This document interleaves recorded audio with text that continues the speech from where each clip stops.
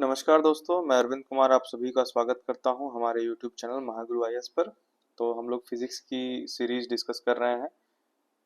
तो आज उस सीरीज में हमारा टॉपिक है ग्रेविटेशन। ठीक है। तो ग्रेविटेशन क्या होता है हम सबको पता ही है। गुरुत्वाकर्षण हिंदी में बोलते हैं। गुरुत्वाकर्षण, ठीक है, या गुरुत्वाकर्षण बल। ठीक है। तो ग्रेविटी किसने खोजा था? आइजैक न्यूटन ने। इनको सर आइजैक न्यूटन भी बोला जाता है। ठीक है।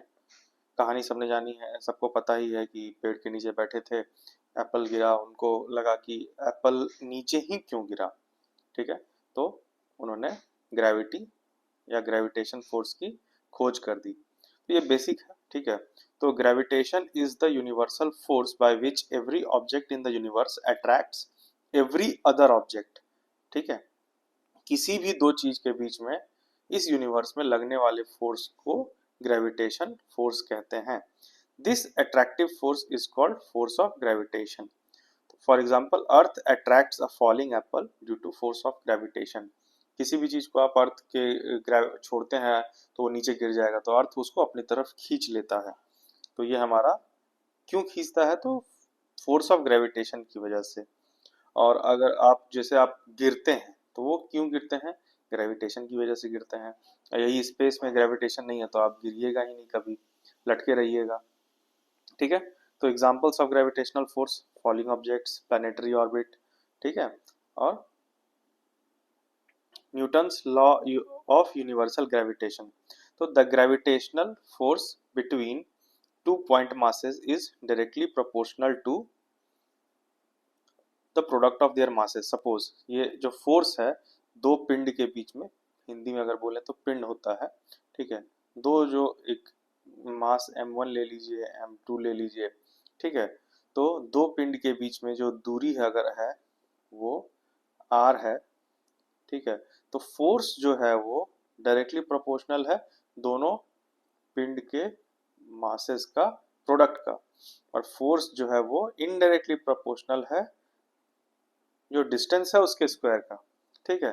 तो जब हम प्रोपोर्शनैलिटी कांस्टेंट हटाते हैं तो हमारे पास आता है जी m1 m2 bye are square. ठीक है। ये देख सकते हैं। तो directly proportional to the product of their masses, inversely proportional to the square of the distance between them. ठीक है। तो इससे कभी कभी क्वेश्चन भी पूछ दिया जाता है कि ग्रेविटेशनल फोर्स इज इनवर्सली दो दे देते हैं स्टेटमेंट कि gravitational force between two point masses is directly proportional to the product of masses. यही एक स्टेटमेंट दे देगा, दूसरा स्टेटमेंट ये दे देगा और लिख देगा which one of the following is correct, one correct, two correct, both correct, ना नाइदर ऑफ द करेक्ट। तो इसका आंसर हो जाएगा बोथ करेक्ट। ठीक है। और कभी कभी करेक्ट एक्सप्लेनेशन के बारे में पूछ देते हैं। ये करेक्ट एक्सप्लेनेशन नहीं है। ठीक है। दोनों इंडिविजुअली सही है। करेक्ट एक्सप्लेनेशन कब होगा? जब इन दोनों के बीच में कोई रिलेशन होगा। ठीक है। फोर्स जो है डायरेक्टली प्रोपोर्शनल है प्रोडक्ट का मासेस का, masses of the product of the masses का, और इनवर्सली प्रोपोर्शनल है स्क्वायर का। लेकिन इनका करेक्ट एक्सप्लेनेशन ये दोनों सही है। ठीक है। तो ये भी चीज ध्यान में रखना है कि हमें क्वेश्चन को कैसे डील करना है इन चीजों से। काफी बेसिक चीजें रहती है लेकिन क्वेश्चन घुमावदार हो जाता है कभी कभी। क्लियर है? तो आगे बढ़ते हैं। यूनिवर्सल ग्रेविटेशनल कांस्टेंट, जो हमने जब प्रोपोर्शनैलिटी कांस्टेंट हटाया था तो यहाँ पे एक जी आया था। ठीक है। तो इस जी की बात करते हैं। ठीक है। तो ये जो जी है इसका जो वैल्यू है, G is equals to 6.67 into 10⁻⁻11 newton metre square per kg square. ठीक है। ये इसका कांस्टेंट वैल्यू है। क्लियर है? तो इसका हम डायमेंशन भी निकाल सकते हैं, और जब मैंने यूनिट्स एंड डायमेंशन की क्लास लिया था उसमें ये हम लोगों ने निकाला भी था। और इसका अगर आप निकाल करके कमेंट सेक्शन में बताइएगा इसका डायमेंशन क्या होगा। जी के डायमेंशन को आपको बताना है। ठीक है। It is the constant of proportionality in Newton's laws of gravitation. It has a fixed value throughout the universe. पूरे यूनिवर्स में इसकी फिक्स वैल्यू है। कभी कभार डायरेक्ट क्वेश्चन में इसका वैल्यू भी पूछ देते हैं। ठीक है। या 11 को 9 कर देंगे, 12 कर देंगे, या यहाँ पे कुछ यूनिट में चेंजेस कर देंगे, तो आपको यूनिट भी याद रखना है। वैल्यू देख करके सीधा टिक नहीं मारना है। क्लियर है? तो ग्रेविटी, ग्रेविटेशनल फोर्स ऑफ अर्थ, ठीक है। Gravity is the gravitational force by which earth attracts object towards its centre. मतलब जब अर्थ अपने तरफ किसी, अपने सेंटर की तरफ किसी चीज को खींचता है तो वो ग्रेविटेशनल फोर्स ऑफ अर्थ होता है। It is a special case of gravitation where one body is earth. मतलब जैसे हम जब ग्रेविटेशनल फोर्स की बात करते हैं तो उसमें यूनिवर्स के किसी भी दो पार्टिकल के बीच में बात कर सकते हैं। सपोज जुपिटर और सैटर्न के बीच में बात कर सकते हैं, सन और जुपिटर के बीच में बात कर सकते हैं, अर्थ और मार्स के बीच में बात कर सकते हैं। लेकिन जब हम केवल अर्थ को ही ले आते हैं बीच में, मतलब एक पार्टिकल, दो में से एक तो अर्थ ही है, तो हमें कहना पड़ता है gravitational force of earth. So we return to the ground after jumping due to earth gravity. मतलब जब कूदेंगे तो नीचे वापस आ जाएंगे, क्यों? क्योंकि अर्थ आपको नीचे खींच रहा है। अब आते हैं एक्सेलरेशन ड्यू टू ग्रेविटी पर। तो ये स्मॉल जी, वो कैपिटल जी है, ये स्मॉल जी है। It is the acceleration produced by the body due to gravitational pull of earth. जब आप सपोज किसी चीज को ऊपर से नीचे ऐसे छोड़ देते हैं, सपोज कोई एक चीज है, कोई एक पार्टिकल है, कोई एक बॉल है, जब आप उसको किसी हाइट से ड्रॉप कर देते हैं तो वो एक एक्सेलरेशन उसमें इनबिल्ट हो जाता है। तो उस एक्सेलरेशन को कहते हैं एक्सेलरेशन ड्यू टू ग्रेविटी, जो कि अर्थ पे जी जो है 9.8 मीटर पर सेकेंड स्क्वायर है। इसका भी आपको मैंने बताया है, डायमेंशन निकाल करके आपको ये याद भी होना चाहिए, ठीक है। और ये अर्थ पे इतना रहेगा, मून पे जाएगा तो इसका 1/6 हो जाता है, अर्थ की ग्रेविटी का 1/6 होता है मून पे, ठीक है। ये आपको याद होना चाहिए। Unit metre per second square, क्योंकि एक्सेलरेशन का यूनिट है।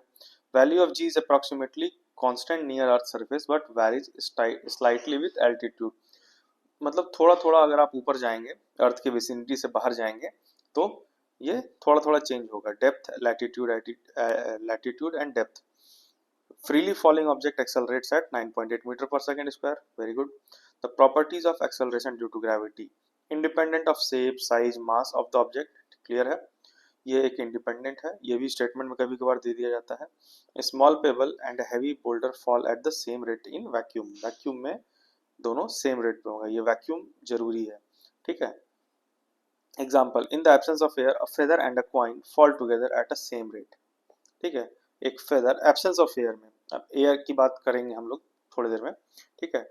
एक एब्सेंस ऑफ एयर में एक फेदर और एक कॉइन एक साथ नीचे गिरेंगे और एक समय पे गिरेंगे। अब एक हाइट से अगर आप उनको गिरा रहे हैं तो अब एयर के प्रेजेंस में क्या होगा, जो एक्स ये है फ्रिक्शन है, एयर फ्रिक्शन है, वो कई बार क्या होता है बॉडी के शेप पे डिपेंड करता है और कम ज़्यादा हो सकता है। इस वजह से सपोज अगर एयर में आप एक फेदर को गिराएं, एक कॉइन को गिराएं, तो कॉइन जो है गिर जाएगा और एयर मतलब फेदर जो है वो धीरे से गिरेगा, ठीक है।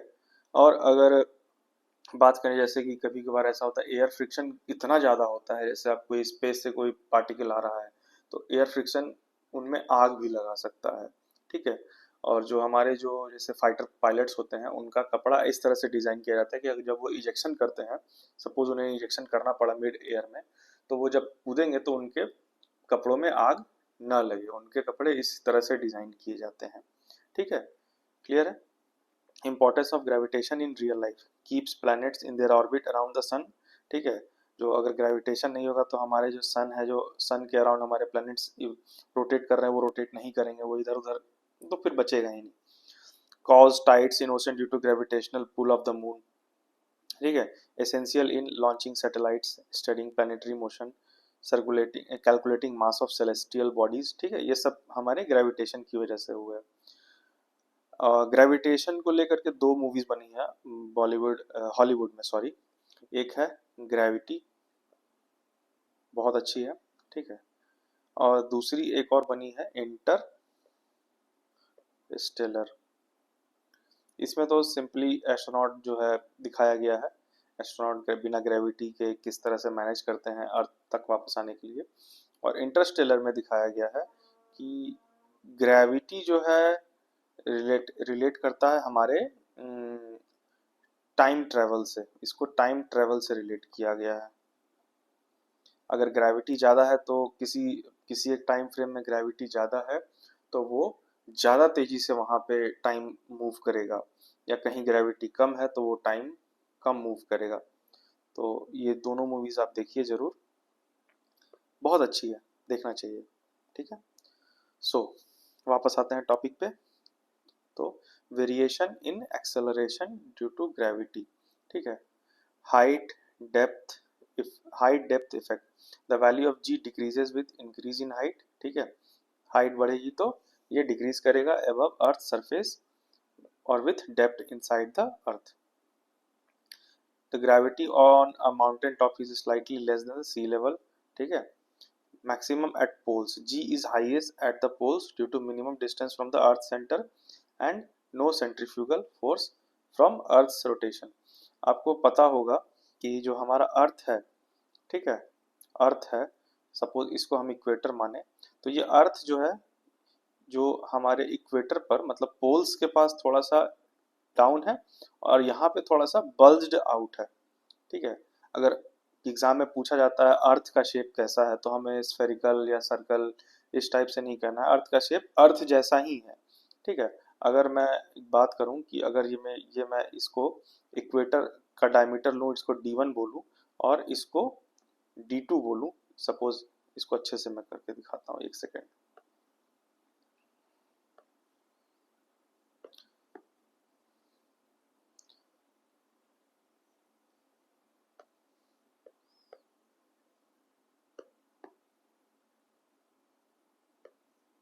सपोज इसको ही अर्थ मान लेते हैं, इस सर्कल को।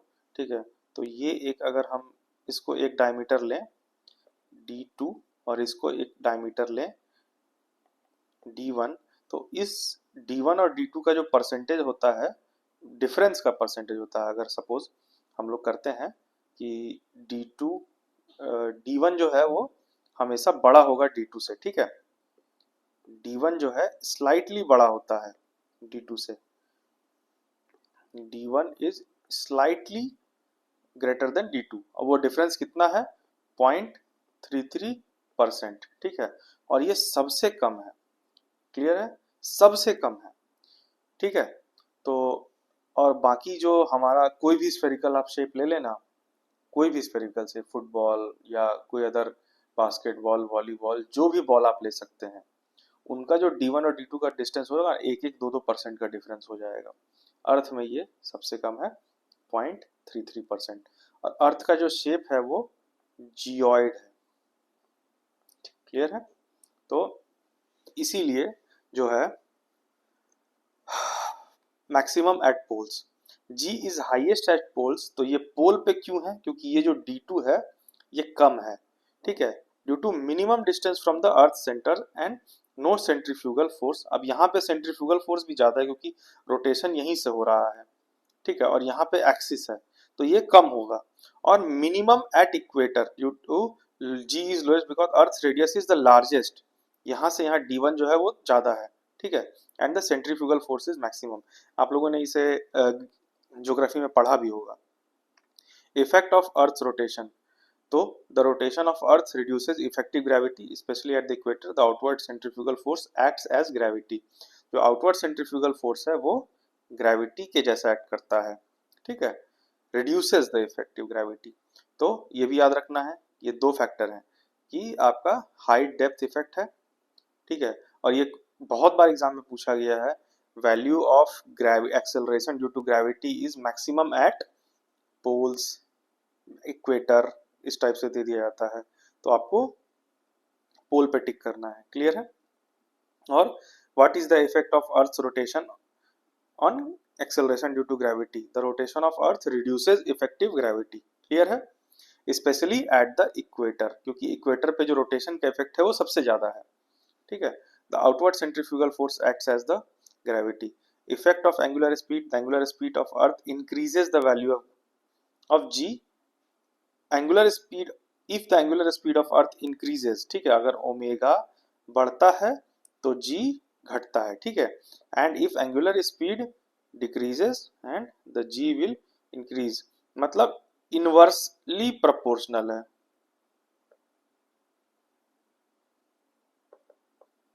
W और G आपस में इनवर्सली प्रोपोर्शनल है। ठीक है। Weightlessness condition at equator, if Earth's angular speed becomes 17 times its present value. The centrifugal force at equator balances gravity, making bodies weightless. ठीक है, ये भी एक कंडीशन है। अगर अभी जो अर्थ का स्पीड है 17 टाइम्स ज़्यादा तेजी से घूमने लगेगा तो इक्वेटर पे ग्रेविटी बैलेंस हो जाएगी। ठीक है, तो ये एक देखिए एक कंडीशन है कि ये एक एलिवेटर है, लिफ्ट या एलिवेटर जो भी कहिए, ये ऊपर जा रहा है तो कुछ एक्सेलरेशन है, और ये जो बॉडी का मास है वो नीचे की तरफ है, तो आर जो है वो m ji plus M a हो जाएगा। ठीक है, अगर एक्सेलरेटिंग लिफ्ट है, अगर कांस्टेंट है तो R is equals to m g. ठीक है, जो रिएक्शन फोर्स आर जो है रिएक्शन फोर्स, ये जो बॉडी है ये एक नीचे की तरफ फोर्स लगा रहा है, तो इसका एक काउंटर बैलेंस फोर्स ऊपर की तरफ भी लग रहा है, तो वो आर जो है वो m ji plus M a हो जाएगा। सपोज ऐसा कभी कभी डायग्राम दे दिया और पूछा what is the value of R, तो M ji plus M A ऐसा भी कर सकते हैं। ठीक है, और अगर बॉडी जो है कांस्टेंट वेलोसिटी से तो R is equals to m g, और अगर डिक्रीज कर रही है तो R is equals to m g minus m a है। ठीक है, अगर सपोज ये जो बॉडी नीचे जा रही है, सपोज यहाँ इस केस में ये जो एलिवेटर है, इन दोनों केस में एलिवेटर ऊपर जा रहा था, लेकिन इस केस में एलिवेटर नीचे जा रहा है। लेकिन अगर जो है क्या हो, जब लिफ्ट का जो एक्सेलरेशन है या जो नीचे जाने का जो रेट है वो जी के बराबर हो जाए, तो क्या हो जाएगा, ये आर जीरो हो जाएगा। ठीक है, तो आपको वेटलेस फील होगा, वेटलेसनेस जो भारहीनता का भाव होगा। क्लियर है? क्लियर है, तो चलते हैं, आगे बढ़ते हैं। लिफ्ट एट रेस्ट, यही सब चीज आप इसको पढ़ लीजिएगा पॉज करके, या मैं शेयर भी कर दूंगा। ठीक है, तो आगे चलते हैं, Kepler's laws of planetary motion. Clear है, चलते हैं आगे। First law, law of elliptical orbits, तो all planets move around the sun elliptical orbits with sun located at one focus of the ellipse। तो केप्लर्स का फर्स्ट लॉ कहता है all planets move around the sun in elliptical orbit with sun at the one focus। तो अगर आपने ellipse के बारे में पढ़ा है, ठीक है, इलिप्स क्या होता है, एक ऐसा शेप होता है जिसमें ये इसकी वैल्यू होती है ए, ठीक है, इसकी वैल्यू होती है बी, इसको हम लोग सेंटर बोलते हैं, एक फोकस यहाँ होता है, एक फोकस यहाँ होता है। तो केपलर का जो फर्स्ट लॉ है वो कहता है कि सन जो मतलब जो प्लेनेट है वो इस ऑर्बिट को फॉलो करेगा, और जो सन है वो यहाँ इन दोनों में से किसी एक जगह रहेगा। ठीक है, one of the focus of the ellipse. तो सेकेंड लॉ कहता है the position vector of the planet with sun at the origin sweeps out equal areas of in equal intervals of time. This means the aerial velocity area swept under unit time of the planet is constant। देखिए अभी इसको कैसे है कि अगर planet ने यहाँ से यहाँ का डिस्टेंस ट्रेवल किया और आप इसको एक सन के साथ जोड़ करके देखें, ये एरिया, और सपोज सब डिस्टेंस यहाँ से यहाँ किया, तो ये एरिया वन एरिया टू के बराबर रहेगा, मतलब ये एरिया हमेशा बराबर होगी इस एरिया के। ठीक है, a planet move faster when it is closer to the sun, perihelion, इसको भी आपको याद रखना है, and it move slower when it is far from the sun, aphelion. ये नाम भी कभी कभी डायरेक्ट पूछ दिए जाते हैं। सपोज यहाँ पे जो सन है वो दूर है तो ये थोड़ा धीरे चलेगा क्योंकि ग्रेविटी का इफेक्ट कम है। ठीक है, और यहाँ पे बहुत तेजी से घूमेगा, तो इसको जब क्लोजर रहता है तो उसको पेरीहिलियन, और फास्ट रहता है तो एपीहिलियन। ठीक है, और एक चीज और आपको पता होना चाहिए कि सन के सबसे करीब कब होता है, तो ये 4 जनवरी को होता है। ठीक है, ये याद रखिएगा, ये भी आपने ज्योग्राफी में पढ़ा होगा। Third law, laws of period. So the square of the time period t square of the planet is directly proportional to the cube of the mean distance r from the sun। the formula is t square is directly proportional to r cube। distant planet takes longer to complete one revolution। ठीक है, time period of mercury is 88 days, time period of the pluto is 247 days। ठीक है, तो ये इस चीज को define कर रहा है कि किस प्लैनेट को सन के अराउंड रिवॉल्व करने में कितना समय लगेगा, इसकी बात कर रहा है। तो ये जो मैंने बताया था मेजर एक्सिस, ये बताया था मैंने माइनर एक्सिस, ये इलिप्टिकल है। तो जो प्लैनेट जितना ज़्यादा दूर होगा उसको उतना ज़्यादा समय लगेगा एक चक्कर पूरा करने में। क्लियर है? ठीक है, आगे बढ़ते हैं। सैटेलाइट की बात कर रहे हैं।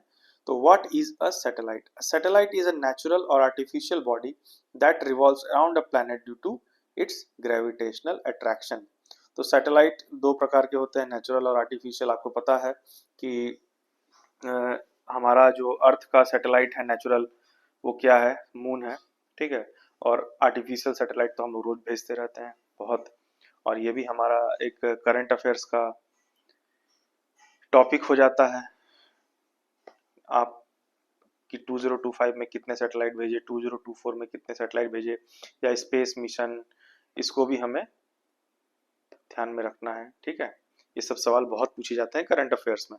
ठीक है, तो नेचुरल सैटेलाइट मून और RTV INSAT IB launch by ISRO for communication, या जो भी हम देख रहे हैं, टीवी है हमारा और अदर चीजें हैं, वो सब सैटेलाइट से ही चलता है। और vital speed of a satellite independent of mass, or vital speed of satellite is independent of mass. A 500 kg and 100 kg satellite at the same height have same speed. ठीक है। Dependence on radius of orbit, और vital speed decreases as altitude increases. ठीक है, मतलब वही चीज है, दूर होगा तो धीरे चलेगा, पास होगा तो वो तेजी से चलेगा। ठीक है। Satellite closer to earth revolve faster. A satellite at 300 kilometer altitude is faster than 1000 kilometre. ठीक है। स्टैंडर्ड और vital speed near earth. A satellite just above Earth's surface has a typical speed of 7.9 km per second. This speed allows it to stay in circular orbit without falling.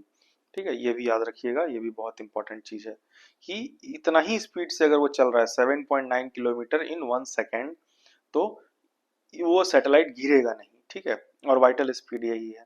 ठीक है। Period of revolution of a satellite. The period of revolution is the time taken by satellite to complete one full orbit around the earth. ठीक है, एक चक्कर कितने दिन में लगाता है? आपको पता होगा मून कितने दिन में लगाता है, जो हम लोग का पूर्णिमा और अमावस होती है, फिर से पूर्णिमा आती है, तो उसको एक कंप्लीट जो हमारा महीना होता है वो हो जाता है। ठीक है। For the time period, effect of height, as height increases the satellite takes one more time complete one orbit. Example, low earth orbit satellite 90 minute लेता है। जियो स्टेशनरी सैटेलाइट, इसके बारे में बात करेंगे, जियो स्टेशनरी क्यों है, 36,000 किलोमीटर्स को 24 घंटे लगते हैं। ठीक है। Independent of mass, the mass of satellite does not affect the time period. Satellites of different masses at the same altitude takes equal time to revolve. Standard time period near earth. Standard time period क्या है किसी satellite को?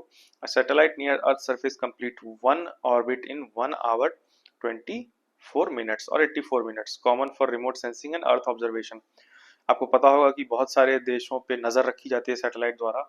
सबसे ज्यादा काम ये America करता है कि बहुत सारे देशों में क्या क्या चल रहा है वो सैटेलाइट से नजर करता है कि किस कौन से देश न्यूक्लियर प्रोग्राम चला रहे हैं या कुछ ज्यादा कर रहे हैं, कोई खतरा है, तो वो इन्हीं सब सैटेलाइट से करता है। इंडिया भी जो पोखरन में जब टेस्ट कर रहा था, तो आपने मूवी देखी होगी पोखरन की,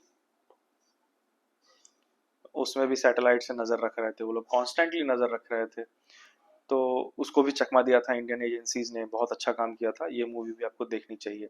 ठीक है, तो इससे मूवीज से आप काफी चीजें रिलेट कर पाते हैं सैटेलाइट के बारे में। ठीक है, अब आते हैं जियो स्टेशनरी सैटेलाइट।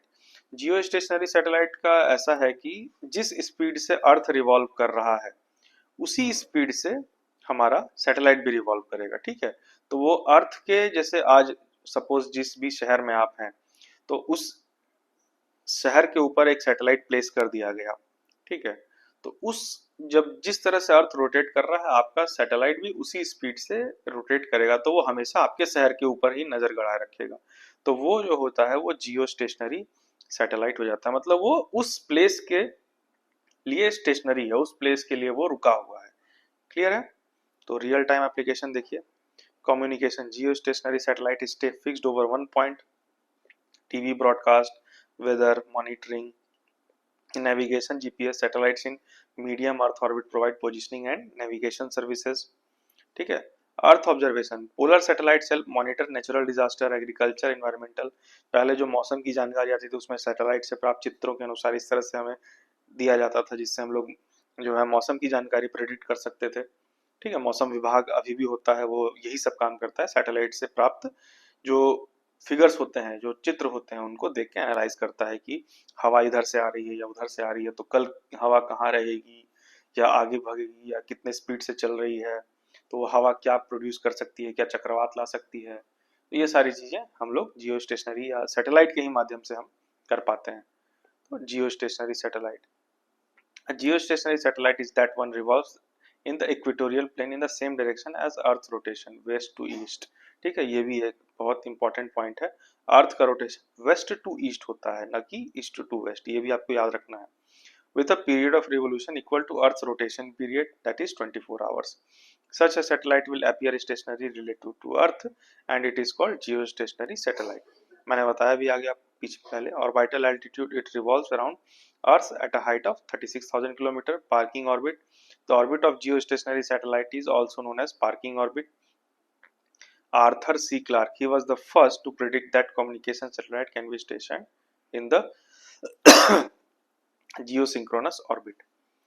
Escape velocity, तो escape velocity is the minimum velocity with which a body must be projected from Earth's surface so that it escapes Earth gravitational field and never returns।